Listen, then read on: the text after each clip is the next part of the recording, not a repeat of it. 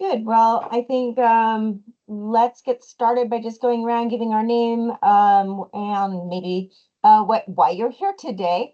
Outside of what you're interested in, so outside of being on the committee, if you have something that you are hoping for, looking for, excited about hearing about today. I'm Heather. I'll start. I'm Heather. I'm with Neighbor to Neighbor. I do run the dispute resolution program in Marion County, Lynn County, Benton County, and Yamhill counties. And I'm here and I'm excited to hear about the new rollout of reporting. And so that excites me because we put some effort into that. And I'm going to pass to Cindy. Good morning, I'm Cindy Buckner. I work for MMCRC and I do registration for our parks and marinas here. And I am happy to see all of these faces. This is wonderful. And I'm going to pass this on to Rick. Good morning, everybody. I am the Assistant Director for Manufactured Housing and the MMCRC. And again, I echo that. Glad to see such a big group on this particular meeting. So glad to see everybody. Welcome. Hope we have a great 2026. And Sean? It would be Shauna. Sorry about that. I'm just kidding. Sean who? Shauna McDonough, program analyst here, MMCRC and Manufactured Housing. I'm also excited to discuss the rollout of the MMCRC report, and not to be confused, we sent out Ken's report because it is attached since we're no longer going to be using Qualtrics. So sorry we didn't add that to the agenda, but both will be discussed today at the meeting. And I'm going to go to Bill. Good morning, Bill Miner. I'm an attorney at Davis Wright Tremaine, member of the committee, and I'm happy to see JVL's face here because I thought he was retiring. So good to see you, John.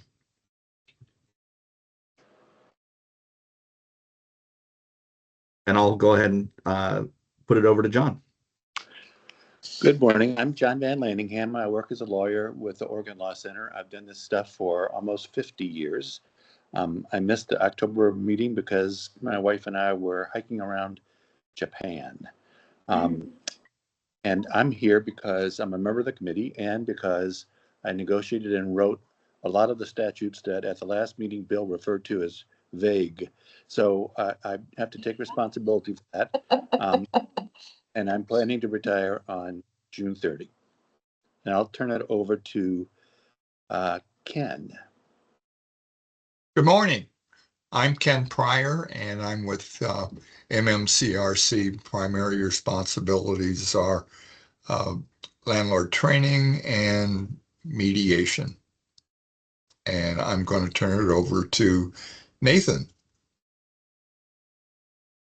Hi, good morning, everyone. Nathan Clark-Kehem. I am on the government relations team here at OHCS. I support our home ownership division that the MMCRC sits in. And I will pass it over to Carrie. Have you gone? Great.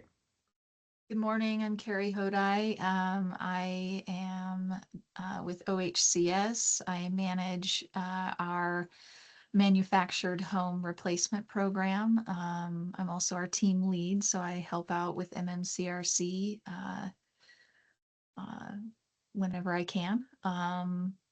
And who hasn't gone? I'll pass it over to Pat. Hi, Pat with Art.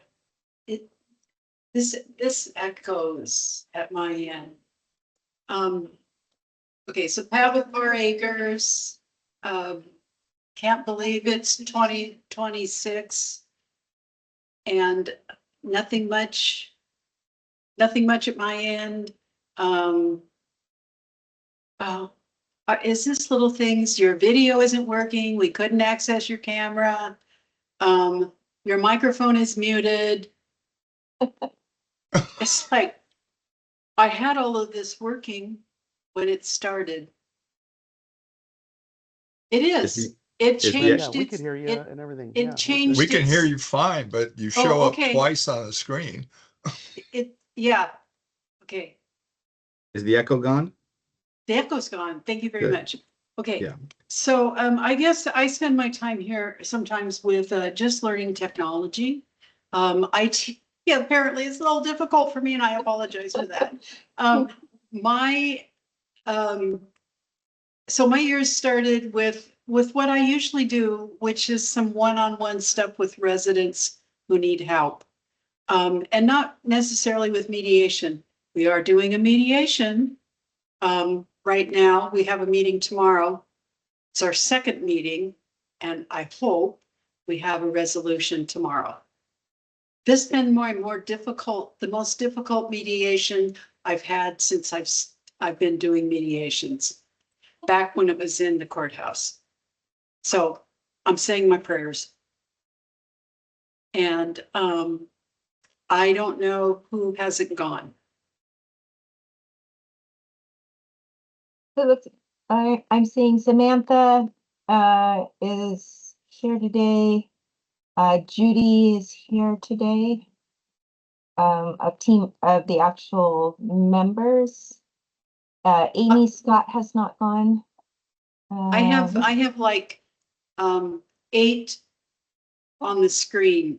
Oh, I guess there's page 2. Again, technology. So let's pop over to Amy. Amy? Hi, good morning. I'm Amy Scott. I'm a supervising attorney at Oregon Law Center, Lane County Legal Aid. This is my first meeting. Typically, our managing attorney, Catherine Moakley, attends, but she's not available today, so I'm here in her stead. So thank you for having me, and I look forward to the meeting. Thank you. Samantha. I'm just gonna. Hey, everyone. start calling. I'm Samantha Sheehan. Feel free to call me Sam. I am an attorney at the Oregon Law Center, Lane County Legal Aid as well. But I am also the SB 586, the attorney that works on manufactured home parks and floating home marina cases. And yeah, I am a member, so I'm here and looking forward to hearing what everyone's doing in mediation. And it's always fun to hear about the less conflict type situations that generally when you come to see a lawyer, you're not in the best place with your landlord. So it's nice to hear about things that go well. Is there any of our guests that are here today that would like to introduce themselves? Yeah, I'll go. My name is Kira. I'm with Community Solutions in Central Oregon. I'm very new to the role as of a couple months, so I'm really here just to learn as much as possible so that we can support our community in the best way. So thanks for letting me join. Great, thank you. My name is Patrick Sponsler. I'm the administrator of Resolution Oregon. I work with all the CDRCs across the state. Kira may be new to her role, but she is not new to mediation. So I just want to give her those props. And I'm here just as an interested party, just finding ways to support the centers. I can go. I'm Annie Vancouvering. I'm with the Hillsborough Mediation Program in Washington County. We serve those in Western Washington County, providing mediation and conflict resolution services for those in manufactured parks in our service area. Welcome. All right. Anybody else that would like to introduce themselves? Great. I'm going to call for public input. Is there anybody that came here today that has public input that they would like on the record?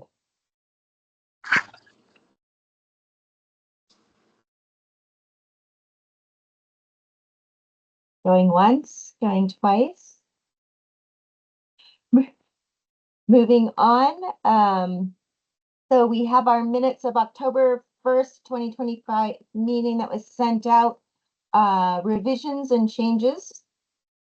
Are there any that we need to look at, or I would entertain a motion to accept the minutes as they were published? I have one, this is John. Since I wasn't there, I benefited from reading the minutes. And I noted that on page 3, Ken noted that there are 10 types of cases that OLC accepts. And then the minutes list the 5 priority ones, and then it lists others that are not quite priorities. And unless I'm counting wrong, there are only 9 there. Oh. That could very well be. And if there are only 9 priority cases, that's fine too. I just wondered what I was missing. I think that's an error on my part. I did screenshot what was being shared at that time, so I may be able to. Well, I typed up the minutes. I thought I copied and pasted it from that handout, but I could have messed up. So.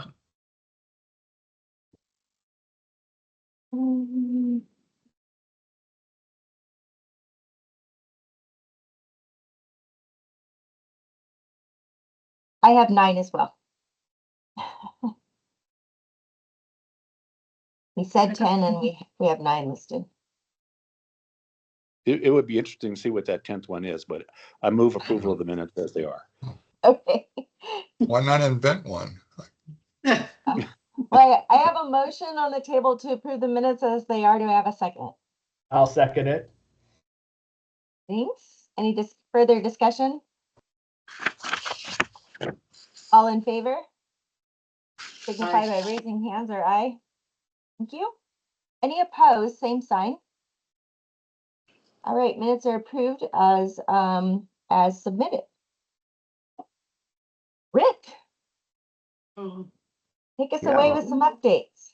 Well, at this point, I believe, and Shauna can kind of back me up on this. I think all grants are out with an exception of one. Shauna?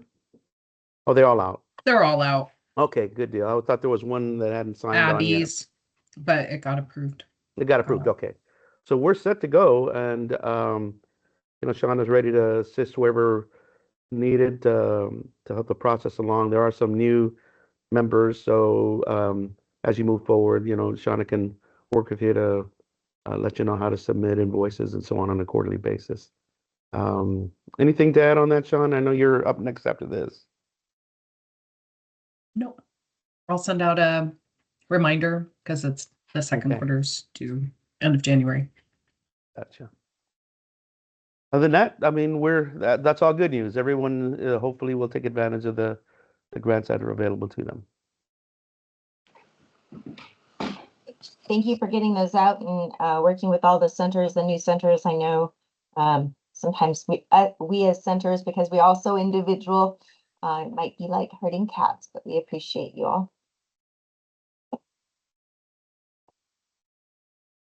So that concludes yours today, Rick. We may get out of here before noon. Sorry about that. Well, you know what? I just try to make sure, I got that 1,000-foot level, but Shauna really is the workhorse behind everything. So then CDRC grant or the mediation report update, Shauna? Yeah, I can share my screen, and I did send it out to all the CDRCs. Let me see. I think I can share my screen. And a lot of work went into this to simplify it. Patrick helped a lot. Heather and Brian helped a lot. Thank you. But we're hoping, we're no longer using Qualtrics for multiple reasons. One, it was because Stephen left, and then nobody really knew. And then we were thinking, well, do we really need to use Qualtrics? So I will get to the part of why we use Qualtrics, and Ken can explain. It was so that there was a part of Qualtrics that when a CDRC filled it out, it would automatically let Ken and Rick know if the mediation didn't happen. And you can correct me if I'm wrong. But now if we're doing this Excel sheet, which I used based on Patrick's, it'll be a lot easier. We'd like for the CDRCs to turn them in along with their invoices. So once every quarter, because really all we want to know is how many manufactured home and marina mediations you are doing a quarter, so that we can share that information with the legislature. I think Qualtrics was just making things really complicated. And if people have a different perspective, you can share it. But I think everybody felt like Qualtrics was a lot of work and it wasn't working. So that's it. I just wanted to share that. And then I'm going to share. So that's just to let us know how many happened, how many occurred. The second one is what was the experience of our participants. So we have this form, share, that resolution Oregon uses. I believe all of the CDRCs fill this out once, I'm thinking every 6 months. And it's kind of like, we would like this information. One of these case types, let's see, it'll show it, is MCRC. So I don't know if there's any way, but we just want the information on them. So rather than making the CDRCs do a second one just for us, was wondering. So I'm kind of sharing this to kind of get an idea of what other people think as well. Because we were going to recreate this and then have another one done, but I thought, well, if you're already doing it, might as well just use that. So that's why I didn't get back to you. Sorry, Patrick, thanks for offering, because I was like, well, we're going to discuss this at the meeting. So any comments about that? I'll comment. Yes, Heather, what do you think? So one of the things, and I think is important for the committee to understand or know, is that we're working with limited funding. Everything that we're doing is looking at streamlining, so the information we're already gathering in one form or one way can be gathered for multiple agencies at the same time, and so that it reduces somewhat the extra burden. And then the other part is we need it tellable. And so the method that that Patrick has designed with his spreadsheets at RO makes the stories tellable, and we can grab those really quickly and be able to talk to our legislators, talk to our supporters, or our people that aren't. So as it pertains to the survey, being able to collect a survey that is the same, one QR code in a mediation binder for our mediators means that they can collect a survey for any case, and we're getting information about mediation that's uniform for MMCRC and uniform for the rest of the state, so that we're actually asking questions that are measurable in more ways. So my comment to us is just kind of an explanation of why were we making changes from our end. It was valuable to make the process as similar to what centers report throughout the state with their grant funding through RO. And then secondary, we want to be able to tell the story to you so that you understand the work that we're doing as well. Thanks, Heather. My comment. So I think our next steps are, Patrick, I don't know if you want to go into detail, and I kind of put you on the spot, sorry, is there a way for you to share just the information about MCRC on the participant survey and send it to me working in our office? In the future, possibly. In the past, sometimes folks, when they're filling out the surveys, sometimes they have different systems that they work on. And so then they'll just add them all as a summary. I provide those extra tallies because sometimes people are putting them in as individual tallies. I'm sure that the centers are going to be able, I think that centers should be able to do that moving forward, but I can't do that. We're just talking about forward. I think so. I mean, I'll look to them to be able to respond if they have any concerns or anything. I don't expect it, but I want them to be able to speak to that moving forward. And that's what that's set up for, so that they can select which case type, and then they should be able to separate those out moving forward. Okay, great. Okay, well, I'll send out an email to all of the CDRCs explaining this will be the plan. I think I already did send it out about the report, the one that just gives us an idea of how many. And I think it'll be great to see how it goes from there. So the next part is Ken's going to talk about the form that we sent out, if there are no other questions about this, which is, and Ken can explain it better, is that when a mediation doesn't occur, I'm just going to use that term, you probably call it something else, to let Ken know so that he can do next steps. So Ken. Okay, Judy, do you want to put it, not Judy, but Cindy? Is she still there? Or I can share it. I've got it.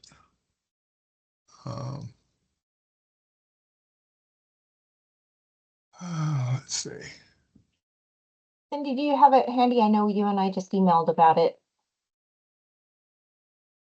I don't have it pulled up, but I can find it here just a second. Oh, I can do it.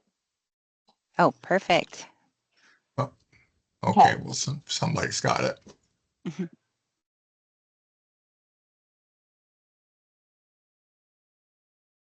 And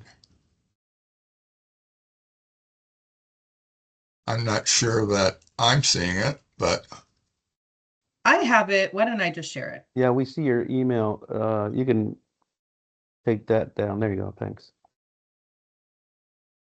okay. Here's mine. Okay. I can make it Smaller, so you can get a bigger, broader view of and everybody the, should have their own copy. So Yes, if you, yes. okay, great. Yeah. Okay, I'm going to mute myself so you can talk. Okay, well, essentially, we've always had a problem with identifying people that are landlords that, and sometimes tenants that don't respond to requests for mediation. And according to statute, that permits the tenants to take their issue to small claims court. And this really answers the question of what happens next after you've gone to mediation and didn't get a favorable result. And you do have options. And the statute stipulates that the mediations must occur within 30 days of request. And if not, then there are, potentially penalties that could ensue. And this form basically is a form that would be sent to myself and MMCRC. And we're asking that it be sent immediately. And we do that because of the statute of limitations issue, and tenants don't always, aren't that prompt in their reaction. But in any event, it allows the CDRC to basically make a statement about who did not respond, who couldn't be reached, or who did not show up for the mediation or couldn't be reached. In which case, if you move down, you'll see more information on this form. If you go below the 90.767, well, everyone can see it, I guess. I'll do mine since everyone has a copy on their desk. Come on. I have it pulled up. This 9767 states if a party refuses to participate in good faith. Right. Are you talking about that? It says the part that says the initiating was the mediation was closed for the following reason. So it gives responsibility whether it was the initiating party or the responding party, and just check the box. And then you forward to myself, and basically what I will do is put a cover on it and send it to both the parties to acknowledge that this in fact has taken place, and the tenant is then free to go to small claims or go to civil court, whatever, and get a resolution. And when they file for the small claims, they can request a remote hearing. And there have to be arrangements made with the court, but a remote hearing, all courts are, since COVID, are equipped with remote case capabilities. And they can also, at the same time, subpoena the CDRC person who signed the to verify again in court that this in fact did take place, that whether person didn't respond or couldn't be reached or whatever. That costs the applicant, I think, in Portland, I think it's $40 to have the sheriff serve, and then that would put you on the docket for that remote hearing. It's very simple. The only, it's not a big issue, but it does require that the CDRCs do communicate with their prospective clients in writing, something that can, email to prove that this in fact did occur and the date. And it's pretty self-explanatory. It's not a, there's no details given regarding the subject matter of the mediation. And it's just a matter of verification that things in fact did kind of go not as intended. So is there a question regarding? This has been a long-standing issue for many of the CDRC folks I've spoken to. I guess Brian has a question. Brian? You need to mute. Sorry.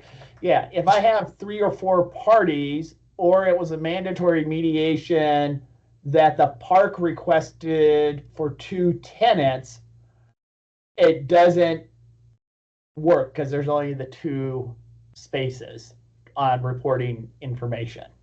I would suggest you put use 2 sheets of paper or the form and make a notation that you've got a group or multiple initiators, but usually one party or another is initiating. Right, and in my scenario, it is the park management who is mandating 2 tenants to attend a mediation to resolve an issue, so they don't have to pursue eviction filing or at the thing. It's basically, you don't want to come to the principal's office. Why don't you guys figure it out? Yeah. Well, I mean, I don't know how similar their situations are, but if certainly they're looking at, there's some common area, and it should be easy to replicate what you're talking about by just adding another sheet.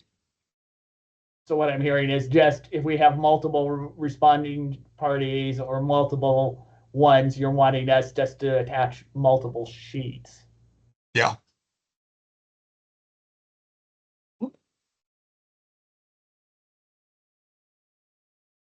Minor has a question, Bill? What you landed on, that just sending out something so we're all on the same piece. Yeah. Bill has a question. I guess I'm curious about the purpose of, is the purpose to close the file, or is the purpose to advise the parties that they may have rights under the statute? Yes, I mean, the purpose is to get landlords to commit to mediation. Many don't.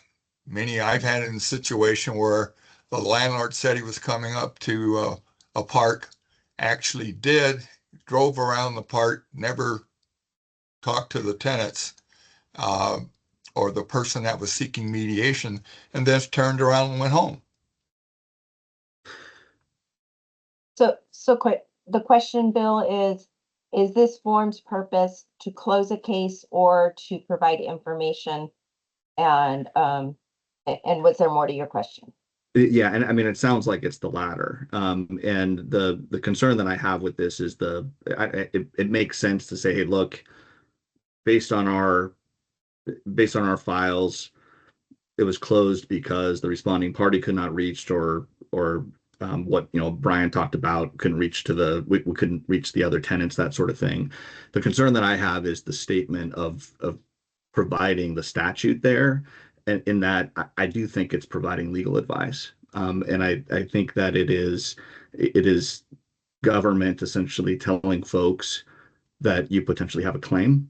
And I don't know if that's the best purpose of government necessarily.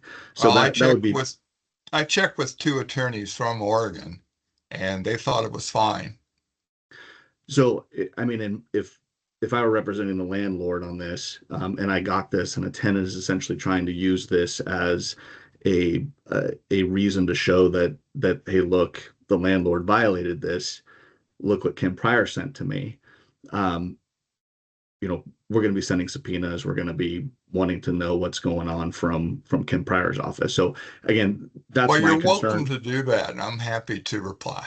And again, on behalf of landlords, my concern is that I don't think government should be telling tenants whether or not they may or may not have a claim. So we're not telling them. It's just we're regurgitating what statute is. It doesn't say you can do it or not do it. It's purely information. Again, just pointing out my concern with the. You're entitled to your concerns. Yeah. Thank you, Bill. And I think that echoes what us as the center said, which is we don't want to be involved in this process of giving any kind of what happens next. We're here providing a service. We're closing a case. It had an outcome that was different than we had hoped, and then getting it out in such a way that either party could use that to seek the next steps that they need to. How important is the legal advice or the legal information that's on this to the parties or to the process? I think it's very important because most tenants are not that familiar with statute. And so it's an educational piece. And it takes them to statute, and certainly to me to tell them, explain further if necessary, but it doesn't give them advice.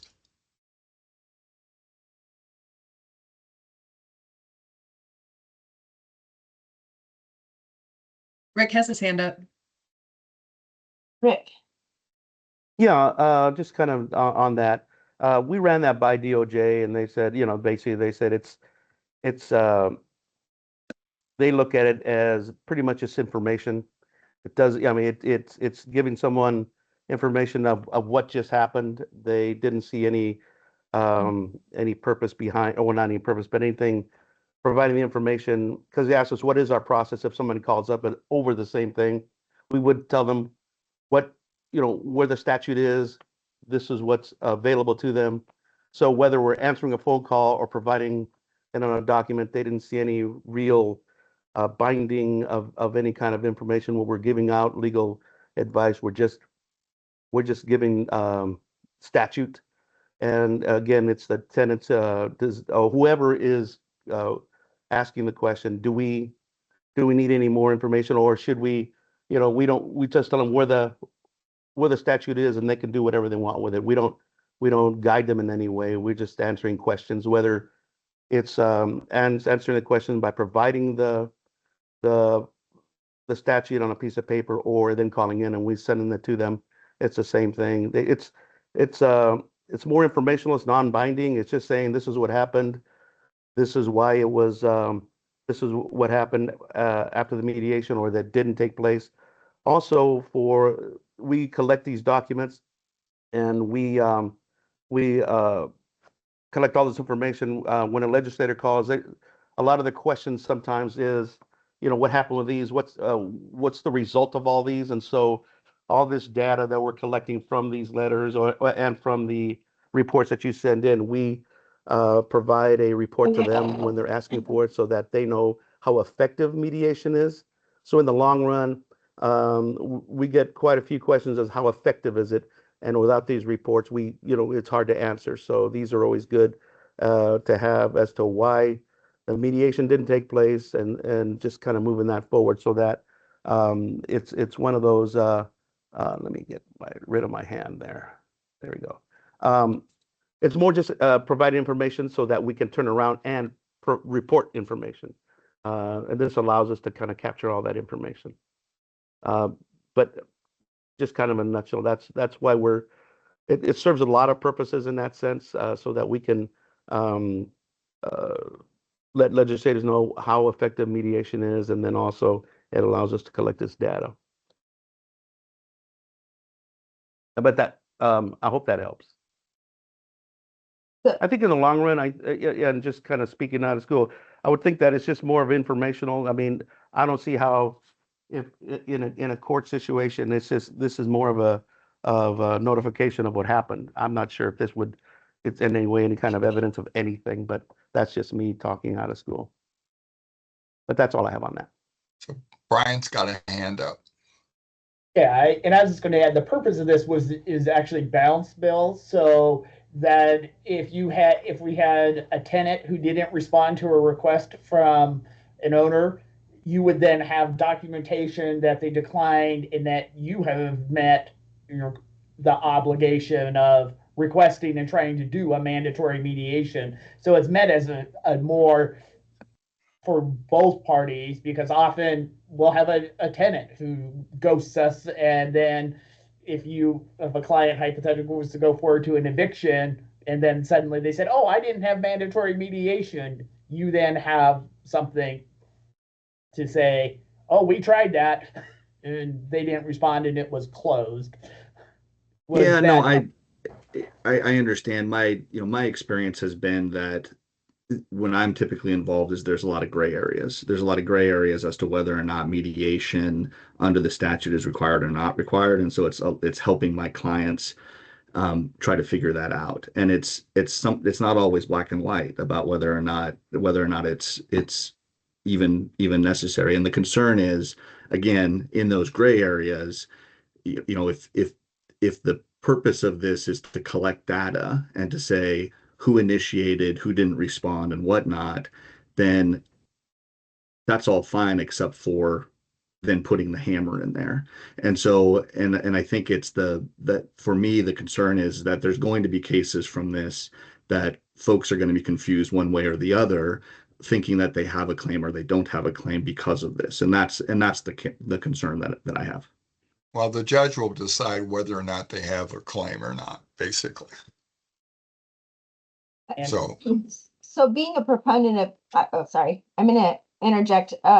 This is an opinion of Heather, not related to RO. So just in case I get thrown into that bag, but I have been uncomfortable with Heather filling out a letter that has Ken Pryor's name on it to start with when we're providing information. So that has been a sticking point for me personally. And I don't do these very often because for the most part, we have amazing people that come to mediation and we're all working to try to understand this together. And if I have a question with an attorney or somebody representing, I do a lot of work in trying to understand together what our responsibility is. My personal, Heather, not as RO, problem with this has been that I'm filling in information and somebody else is signing their name to it. And that doesn't feel as a reporting item, didn't feel, but we also don't want to have, we have these cases and there is something that needs to be like, so that they can go get an eviction. And we want to be able to report that, but this is the method that we're now holding and looking at again, and we are here as a committee to make sure that we're doing the best in this process that we've been tasked with advising on. And Samantha had posted something on the chat as well. Did you Yeah, I want just to wanted to add to say that? that, yeah, while I hear what you're saying, Ken, of like, well, the judge can decide whether, you know, the claim is valid or not. But, you know, with fee shifting, if you're specifically if we've moved out of small claims and you're actually in, you know, circuit court, it's a big risk for tenant to just go in and have the judge decide whether that's, you know, a claim or not, whether mandatory mediation is required, because you know, fee shifting, if they lose, you know, they're going to be on the hook for paying the landlord's attorney's fees. And so, you know, while I hear what you're saying, and it's obviously the tenant's choice, you know, I do think that there is, when you're getting something from a state agency, government agency, there is like a weight that is put to that, even if it is just legal information. I think there's a like unconscious weight that gets put to that information in the person's head. And I don't know, I'm torn on what I think should be done. I just want to say that it's not just like you can go before the judge and they'll be like, oh, the mandatory mediation is not required, case dismissed, everything, you're fine. Like there is a consequence for the tenant if they lose in that case. So, well, you go to small claims, and then either party can request a jury trial, and then person can assess that risk or not. And typically they're postponed. The jury trial is postponed for, depends on the docket, but it could be 90 days. It could be, 180 days. Who knows? But then the person has an opportunity to assess that risk. So it's not that they go to the civil court. They're going this, the point of demarcation would be the small claims. So Brian, I saw your hand come up first, and then I saw Rick, your hand. Brian? All I was going to say is I think this is twofold. What I would ask as a director of a program is what I submit to you, Ken, would not have any of that other boilerplate that you send out to parties. Would be to simply remove all that information, and it would just be non-conforming mediation outcome report, and there's the data you need. You need the name, address, and the date of the mediation, but the form I complete to remove all that other boilerplate that you as an agency are choosing to send to parties, because that's what I hear Heather's piece, and I kind of share that. I just want a simple report, and if it had all that out of there, it would be easy for my mediators and not confusing. It just, here's what I'm required to report to you. And it ideally, if it had the guideline that says, yep, we're still supposed to make 3 attempts, it's supposed to happen within 3 days, that guidance piece you sent out previously, to have that information would be far more helpful as a center. The second one I'm hearing is a debate as far as what the agency should be providing to parties, which I'm not sure is a topic for us or not. Yeah, you're entitled to your opinion. I mean, I guess Rick will make a decision on whether or not we want to basically dumb down the document or not. So, Rick, your question? Yeah, let me just jump in there. And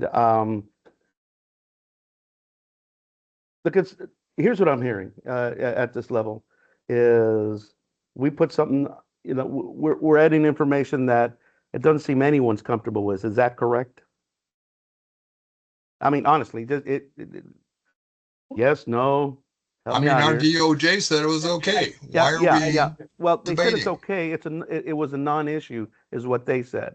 All I'm saying is, no, I know you're advisory, but at the same time, I need to know the opinion. We asked opinions on whether or not, how the reports are going. So to me, it sounds like, Heather's saying I'm not comfortable with the sending out something that Ken signs. It's more, Ken's not signing it. It's more, hey, contact Ken. We can easily put contact MMCRC. That way it just comes directly to the agency. But in this case, I mean, if it's that much of a, of a critical, I won't say critical, but a concern where we're asking you to fill out this form and some aren't comfortable filling out the form because there's statute in it, then we can easily just remove the statute. It's not that, yeah, because DOJ said it's either or. They had almost about what Bill was saying, is that it's a gray area. So, and depending on what attorney is how they're going to interpret it, or what was the intent of the reason behind it, then why create that gray area, right? So if this, we'll discuss it internally, and we'll get to a decision, and then just put that out to you guys. But at this point, I think we're kind of going around in circles of everybody kind of sharing their thought about the gray area, and it's just easier to take all that in, discuss it internally, and then just get back to everybody on what the decision is. How does that feel? I wanted to clarify one point that Heather said, Sure. just to clarify that she felt, and I don't know if other CDRCs feel the same, about sending out a letter that has Ken's name on it. I just wanted to be clear that that was one of the issues. And That is Heather's, that Okay. is my opinion, that I just wanted to when clarify this that. came back, that I was filling in the letter itself as opposed to making a report. When I make a report, I say, this is what we observed. And then I remain neutral. It's not about yes or no, here or there. We have our internal document that we use to collect how many times did we contact, what methods did we contact. I make sure that we're doing a good job of trying to reach out to people. And then when I send in a form, I'd like to report, this is, we were unable to make contact. And then it's just stops there. It doesn't have advice, opinion, weight, any kind of language or flow. We are not on landlord side. We are not on tenant sides. We are the mediators. We're the neutral party in this. And as much as possible, we would like to remain that. And we understand that there's statute that makes this mandatory. And so the teeth, if you will, to bring parties to the table does have value. Well, it's easy enough to strike my name and just saying program coordinator, or the MMCRC program coordinator, and put down the generic MMCRC email address, and there you are. Yeah, and again, we can discuss this internally and then get back to you guys on what the decision is. That way we can move on with to whatever's coming next. I think I think everyone shared their opinion on it, and rightly so. And I appreciate it. Honestly, I appreciate all this. This is great information for us. Thank you, Rick. Shauna, did you have anything else in your report or update that you wanted to give or talk about, No. discuss? Were there any We questions? will for definitely Shauna update left? you. Thanks. Were there any questions left for Shauna around the update or the reporting metrics? All right. Oh, I had one just clarifying. I'm assuming then we are going to report surveys every 6 months, or ideally that Patrick is able to forward those to your office, and we wouldn't be submitting them, because that is the center I'm a little unclear about. I think what we're planning to do, so the report, which is the one that explains how many manufactured home, just on your part, that will be every quarter along with the invoice submission. We're still kind of deciding what to do, what would be the best way, so you guys don't have to duplicate work for the participant information. And I'll just say, I don't know.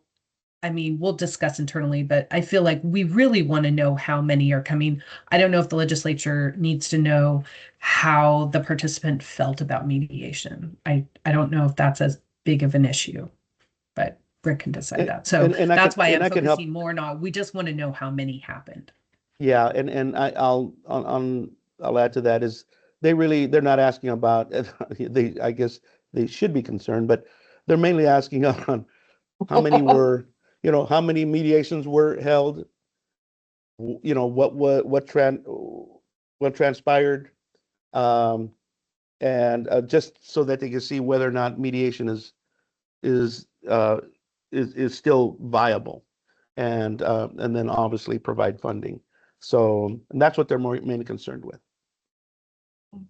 Okay, and then Patrick, did you have a response? Yeah, thank you. I just wanted to offer that I think as if the role was reversed, I wouldn't want OHCS necessarily sending me data from a contractor that I have. So I would encourage that the centers are submitting their survey data directly to MMCRC, unless there's some other agreement that we get into or whatever. But that aside, I would encourage that the centers submit it to you on their own. And then I can work with them about how to streamline that data and then adding it to my form and getting it in so that we can streamline that. I'm not really worried about it on that back end. Thanks. Okay. Thank you. Any other follow-up on this discussion? All right, I am going to move us into the legislative update, and Nathan and John, you are on the floor. Up next. Nathan, do you want to go first? I was going to defer to you. I don't have much. Okay, so this is John. I do have a couple of things, and then I would also like to talk a little bit about the funding issue, which you all discussed in October, but I want to make sure we're all on the same page. So in terms of the 2026, let me get all of my head into my screen. There we go.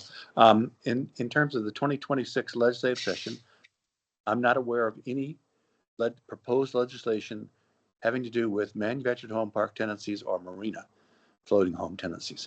Now, that doesn't mean there won't be something. Legislators, as Nathan reported last month or in October, each legislator gets a certain number of bills, not very many because they're trying to avoid the humongous flood of bills in the 25 session. And committees can each submit a bill, but not every legislator will tell Oregon Law Center what they want to do, although many do because they ask for advice on how to write those bills. And many of those bills we don't particularly like or we don't think are good ideas, but we have to keep that to ourselves. So, and we are getting requests from us, a couple of legislators about bills. None of them so far have to do with manufactured home park tenancies or marina tenancies. And Oregon Law Center is not submitting through legislators. We don't have the ability to submit bills ourselves. We're not asking for any bills having to do with those tenancies, although one of them would affect, both of them actually, two of the three that we've talked about would affect all landlords, not just apartment landlords. Those two bills are one having to do with privacy, tenant privacy, what data, what information a landlord can share with somebody other than that particular tenant. And the obvious example would be ICE contacts an apartment or a manufactured home park and says, who, do you have any Hispanic tenants? So there will be, I think that bill will be submitted through a legislator. And Sybil Hebb, who is my supervisor, has reviewed that with Bill Miner and Chuck Carpenter for the manufactured home park and Phil Corin for the manufactured home park landlords, and also with the Apartment Landlord Association, Multifamily Northwest. So there's going to be that. There also, Oregon Law Center is also looking at a bill with a legislator having to do with the use of tenant portals for payments. If you follow landlord-tenant law, you might have noticed that last session, Representative Gomberg had a bill in trying to deal with electronic access to your apartment. You know, what if you get electronically locked out? And this would have to do with the use of an electronic portal to pay the rent, share documents, etc. And we're still working on that particular bill. And I think our concern would be that it's fine to offer that as an alternative to paying by check, but we're uncomfortable with it as the only method of paying because some people are not comfortable using computers, landlords or tenants, and some portals will charge the tenant something to use the portal. So that's still being developed. I have been working on a bill with Representative Marsh that would be part of her committee. She's the chair of the House Housing Committee.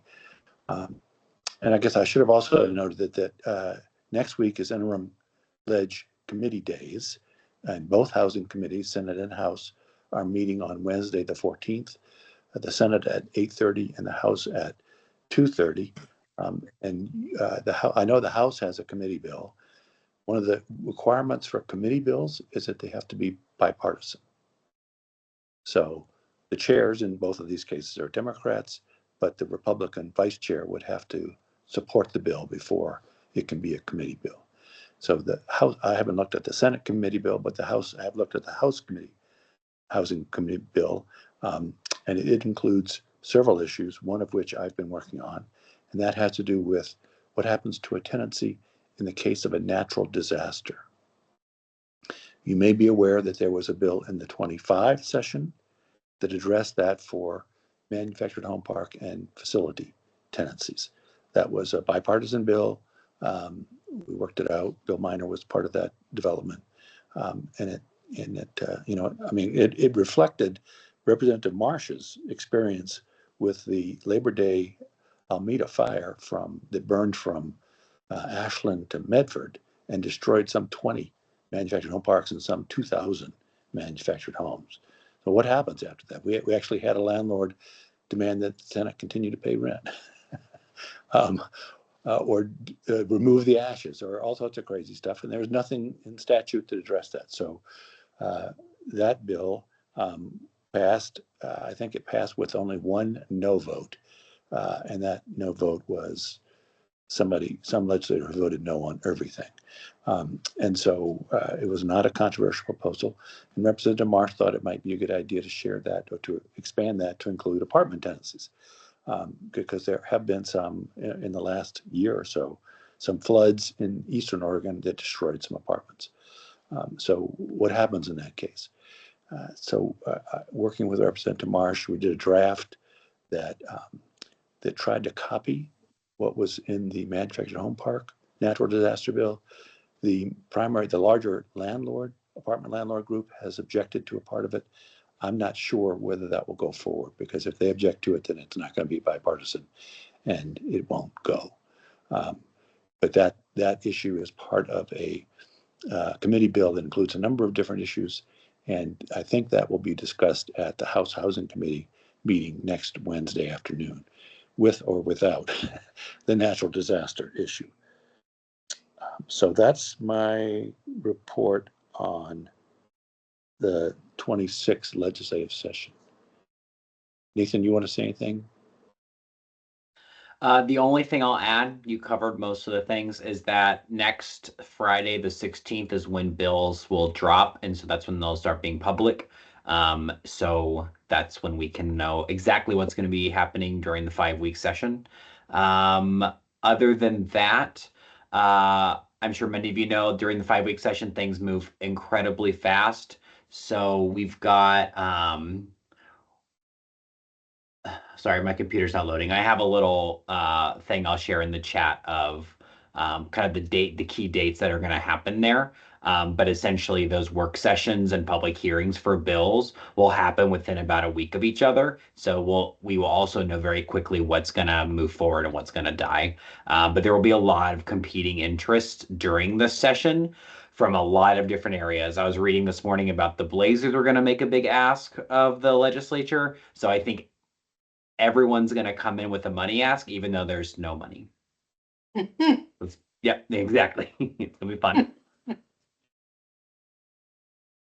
right. So then I did want to add things about the 26th session, because as Nathan just pointed out, there's no money, and a lot more requests for funding than has been. We've been through a period where there was money. Now we're entering a period where there's not going to be money. So I want to talk about the funding for MMCRC, for the dispute resolution centers that's tangential to MMCRC, and for Samantha Sheehan, the lawyer position.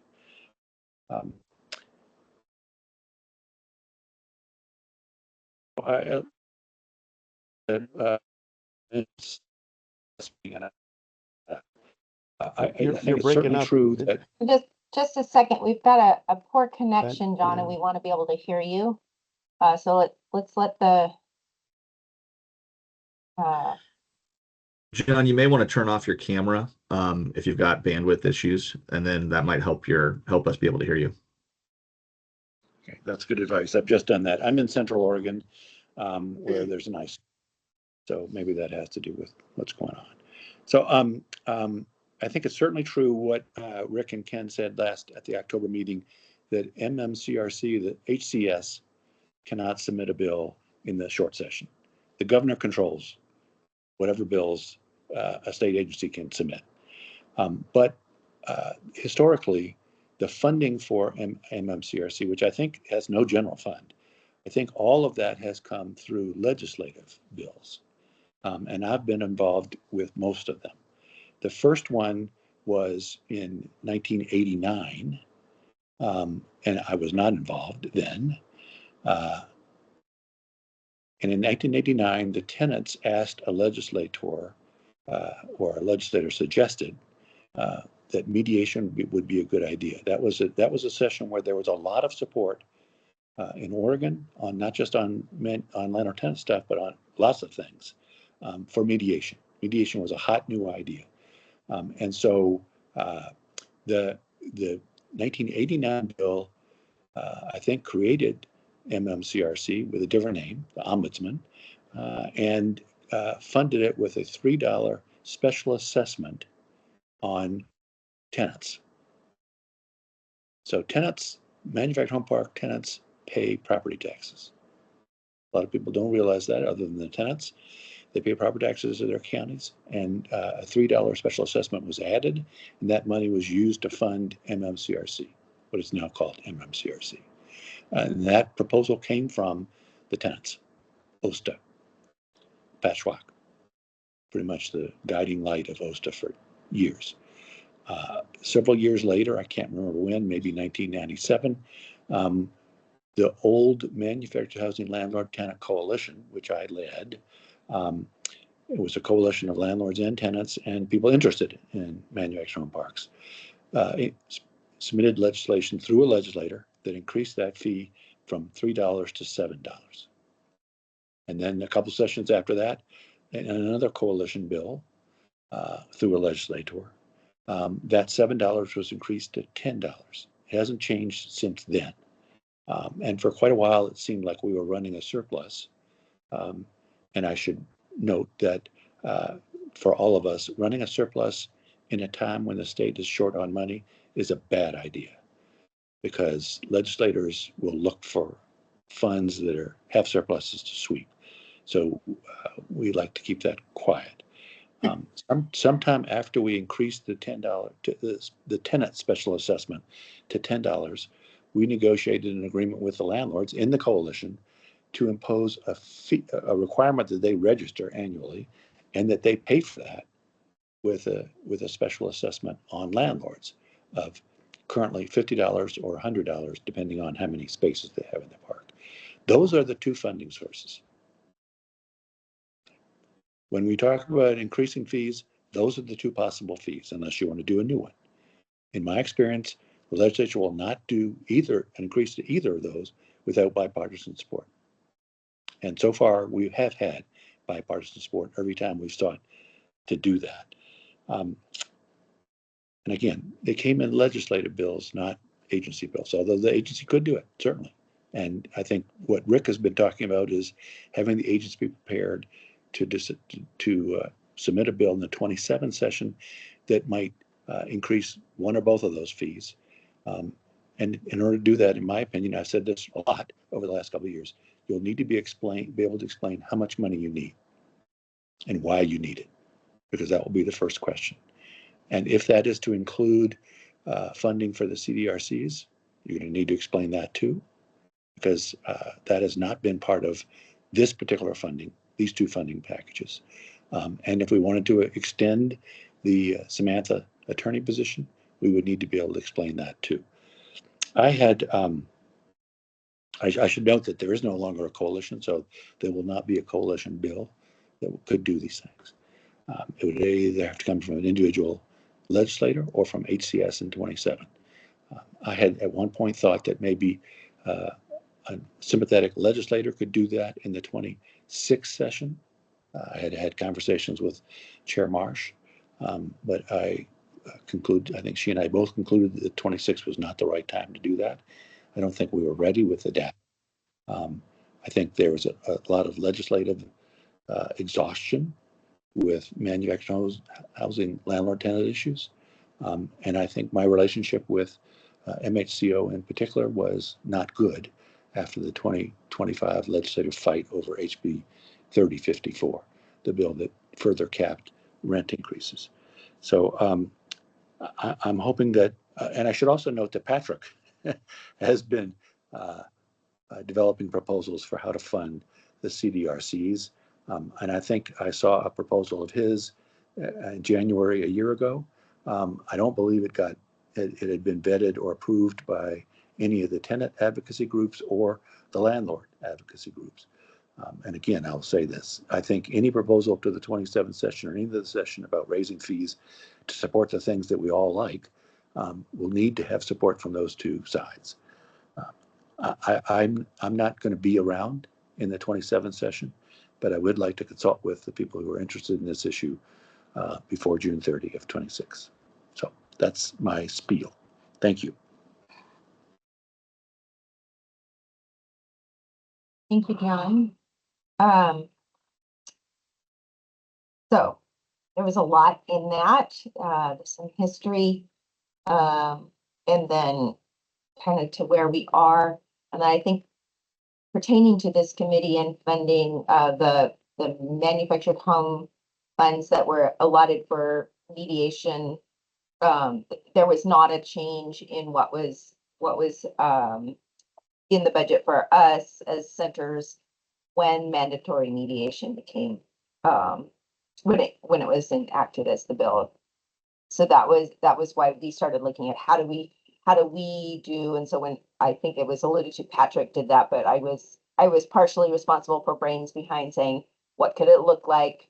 How do we do it equitably? How do we do it so that people can still afford to live in their places? And so I'm owning that I was part of that with Patrick, and it was a kind of a brain. It was not teased out for implementation. It was just what would it look like.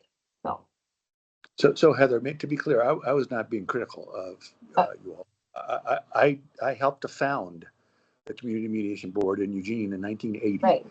Wrote their articles of incorporation. So I'm a big fan of mediation.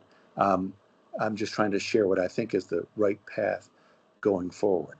And when I negotiated and with landlords in the coalition and drafted the mandatory mediation bill, at that time we understood that there was a significant surplus in the revenue from the $10 special assessment. So that was why we didn't seek additional funding. Anyway, I'll stop talking. And thank you for the history. It really helps us to understand more fully why and how we got where we are. I appreciate that. We never saw the surplus. I don't think anybody at over with Rick or Shauna's office saw the surplus. So there's a surplus that was unseen and until I believe it was tapped into later. But yeah. So are there any more comments or discussions that we'd want to put on the table around this funding piece specifically? Or questions around the legislative update?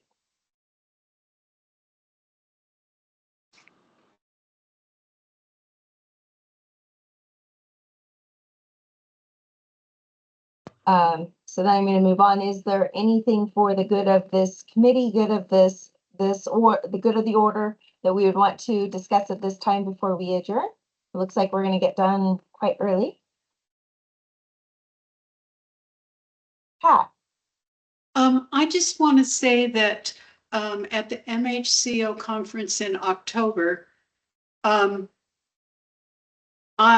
which I went to, and I knew Bill was presenting. He was doing a training, and I said, Bill, I want to raise my hand, and I want to say the problems that tenants have with mediation, how to access the landlord, how to follow through by the landlord, et cetera. And so there was that moment to be able to do it.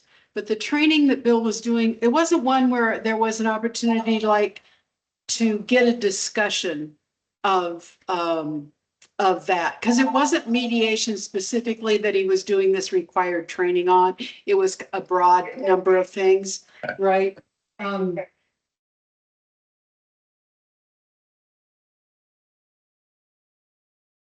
Oh,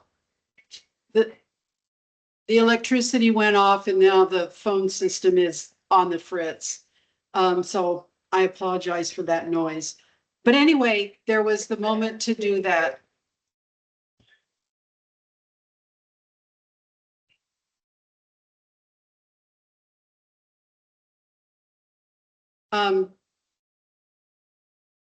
So there was a moment to do that. I don't know how effective it was. There wasn't, it wasn't an opportunity to discuss the issues, but it was said. So score maybe a half a point there. That's all. So it sounds like the conference that you had in October was a good conference, but the discussion part, you would have liked further discussion. Oh, there's a part of the conference where there's required training by the state. And there's a number of things that the presenter has to get through in that time period. And so it just wasn't appropriate to get into any kind of a discussion. If it had been something, a training specifically around mediation, separate from all those other required things that we had to get through, then that would have been fine. But it wasn't. It was just a moment where those few things could be said. And Pat, I know that there's different ones around the state throughout the year. And when I do the presentations on that mandatory mediation side, or excuse me, on the mandatory training side, I have a portion of it that's dedicated to mediation. And I've had that in for several years, just to kind of get landlords used to this and talking about it and the benefits of mediation.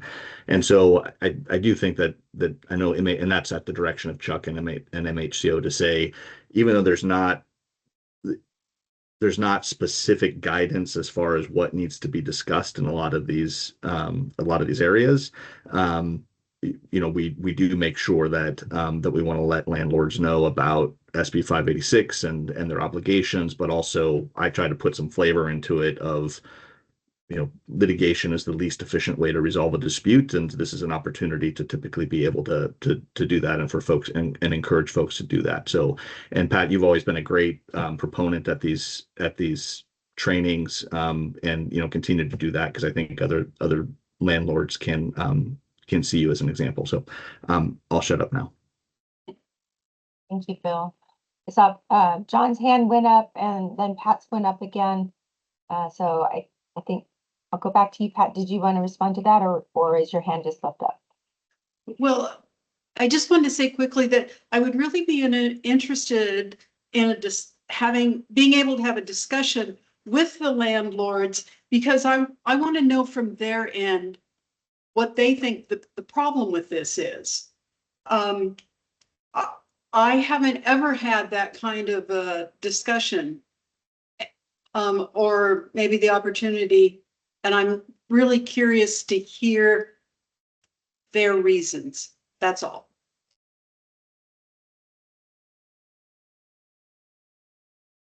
I'm actually curious as well, but I haven't been allowed the luxury of getting into all of the different reasons, because we do have UPAC in our county that we work with, and I know that we have great results from working together and collaborating, working being that we're available to take cases, but it's not always the case.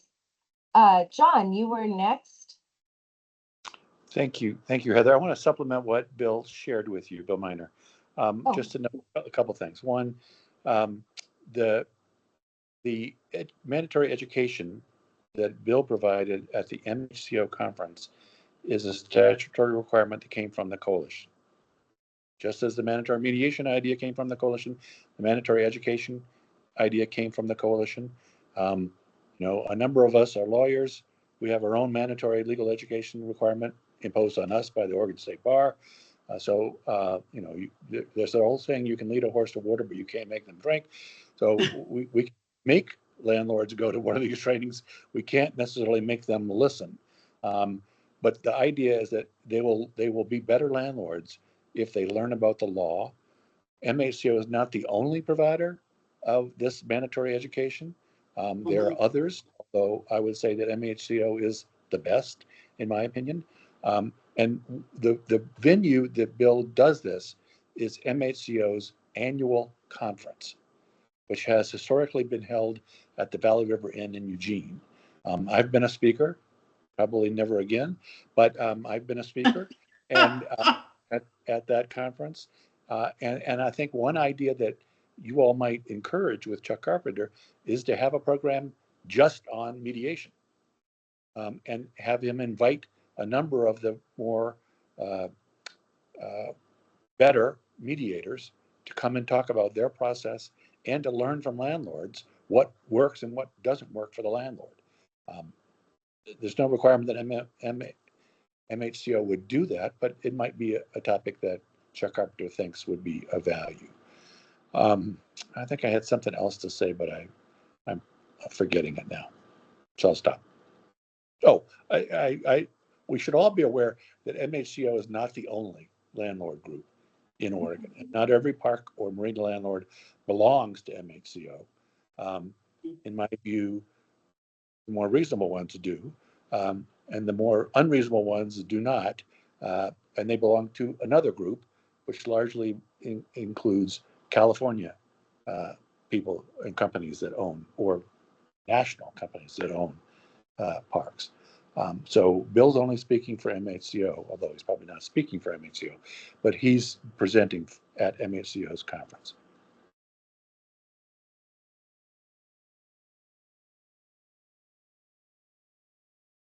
Okay. I will open it up for any final comments and then remind us that our next meeting, we're out 2 months, is that right? It's April 1st. Yeah, April April 1st. 1st. Yep, okay, 10 a.m. We will see you in April, and Happy New Year. Oh, Pat's hand went back up. Pat, did you have something else to say? I just want to say quick, John, you know, I have been talking to Chuck about doing this mediation thing, and he has not been real warm to this. I don't know why.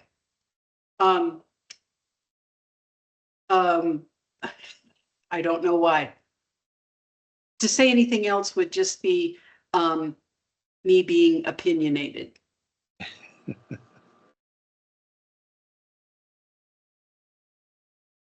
All right. Thank you for your opinions today as we advise and make suggestions. Thanks for all the work that each one of you do to make sure that Oregon residents have safe, good, clean housing, and have great Happy New Year. Happy New Year, everybody. Bye-bye.